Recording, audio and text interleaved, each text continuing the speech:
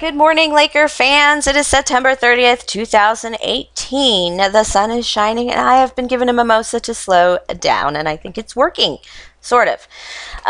Today is a Laker game as well. It is the start of the 2018-2019 season. Welcome to my channel, TheRAS.LakerGirl, home of the 10-minute Laker update, the consolidated news resource for everything Lakers. I am Rachel A. Smith. I will be your lovely hostess and the fierce feminine force behind the RAS.LakerGirl. So we have a lot to get to today, so let's get to it. Let's check out that offseason. We all know what happened in July. The Lakers signed LeBron James for $153 million. Luke Walton said it felt like Christmas. I can see Rob Pelinka and Magic Johnson jumping up and down in the Lakers front office, giving each other high fives. This is getting it done, Lakers organization. Your Laker fans appreciate you. This is a big move. This is the kind of move that puts us back on the map and gets us hardware. However, Laker fans have felt this before. This is much bigger than before, but we did have Howard, abysmal. We did have Nash and D'Antoni come through, and we don't even know what happened there. I don't even think they know what happened there. So these are big growing pains in a growing Lakers organization, Lakers team. However, this is very different for a couple reasons. LeBron James has signed a 4-year deal. This is the longest deal he's signed since he was in Miami, a place where he went to get hardware. We did not get the Miami treatment when he got here, and he very quietly also brought in Beasley and Rondo behind him to round out some veteran heavy hitters and a big three comfort feeling for him as well. On Lakers Media Day, the feeling was exuberance. Everyone seemed quite optimistic. It felt like the old days when the Lakers showed up to camp and Kobe and Shaq were there and Phil Jackson, and what were we worried about? Absolutely nothing. We just were sure the Lakers were going to be all right. This year, I can assure you the Lakers are going to be all right. I can predict that they will likely make it to the playoffs. I don't think we were that far behind before, and I really feel like the moves we've made in the offseason, the kid LeBron James, I don't want to call him the king, but LeBron James is now a Laker, and that just might take us over the top and get us into the playoffs. Now, the depth of the playoffs is still questionable. We've got to really see what the Lakers have planned. Some late Laker news. Kurt Rambis is now part of the Laker organization again. Welcome back, Rambis, Coach Rambis. Rambis the player. We love you. So, if you want to know what's going on with the Lakers this season, to start, you're going to want to watch the play between Rajon Rondo and LeBron James. Handing it out to other players. Both of these players get 10-plus assists per game. Rajon Rondo is a lovely player. He is precision player. These are smart players. This is back to the brain game. We have high IQ back in the locker room, and we're all going to put it together, and we're going to do extremely well. So if you watched last season, you know we only lost by a few points here and there. We really had it going, and we really couldn't travel, though.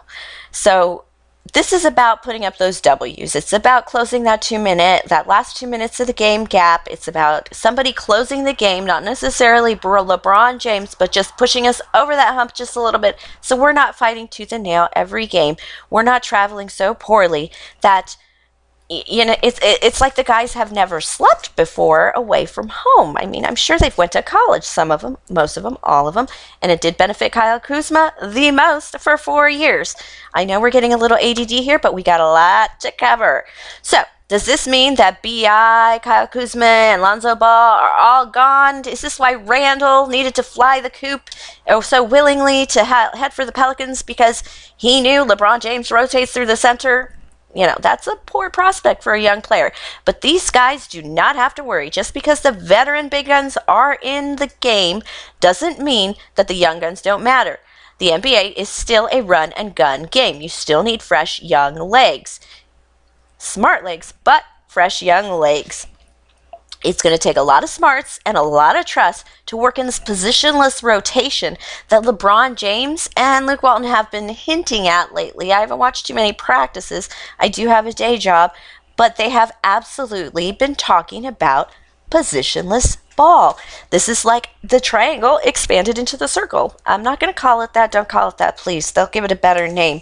But the important thing is that these older players and younger players need each other. The veterans need the babies. And it's just a fact of life. Everyone on this team feels they can give right now, they can take right now, and they can be a team and succeed. Now, this positionless ball, is it going to work? Well, it'll create a lot of opportunities. LeBron James being on the court creates a lot of offensive opportunities, and it really breaks down the defensive opportunities towards the opposition. On the other hand, a lot of young players really benefit from working with veterans. We all saw what happened to Luke Walton when he played that one season with the mailman. Kobe has said that his preferred assist man would be Luke Walton, our current and coach and fearless leader. So, this team has to meld. If it doesn't work, it's going to be a lot of chaos, a lot of mismatched opportunities, a lot of turnovers. 15 or more turnovers is almost a guaranteed loss for this Laker young team. Adding the veterans should tone that down a little, and perhaps we can win some games too. A lot more than we did last year.